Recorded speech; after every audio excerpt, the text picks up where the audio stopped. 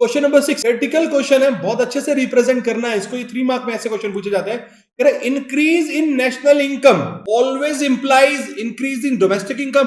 क्या ये जरूरी है कि नेशनल इनकम इंक्रीज हो रही है तो डोमेस्टिक इनकम भी इंक्रीज होनी चाहिए? आपको इसका मत यानी आपको एक आंसर लिखना है इसके लिए। आइए हम मिलके इसका आंसर को आपके सामने पेश करना चाहेंगे। तो मैं कैसे आंसर को ड्राफ्ट करूंगा?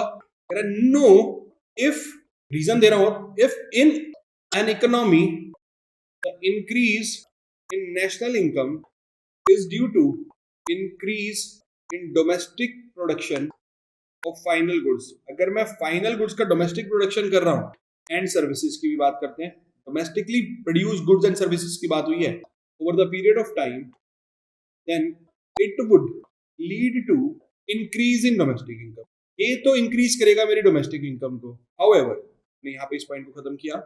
However, if the increase in national income is due to increase in net factor income from abroad, NFI बोलते हैं जिसे हम net factor income from abroad, then it would not lead to increase in domestic।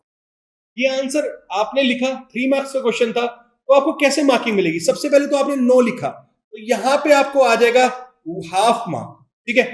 उसके बाद आपने जब first point बताया तो यहां पे मिल जाएगा फर्स्ट पॉइंट का 1 मार्क और, ठीक है। और उसके बाद जब आपने सेकंड पॉइंट बताया तो आपको 1 मार्क और मिल गया। अब सर आप बोलोगे 2.5, बेटा जब ये ओवरऑल सही होगा तो फिर आपको हाफ मार्क यहां पे लास्ट में और मिलेगा। तो ऐसे ये 3 मार्क्स कंप्लीट होंगे।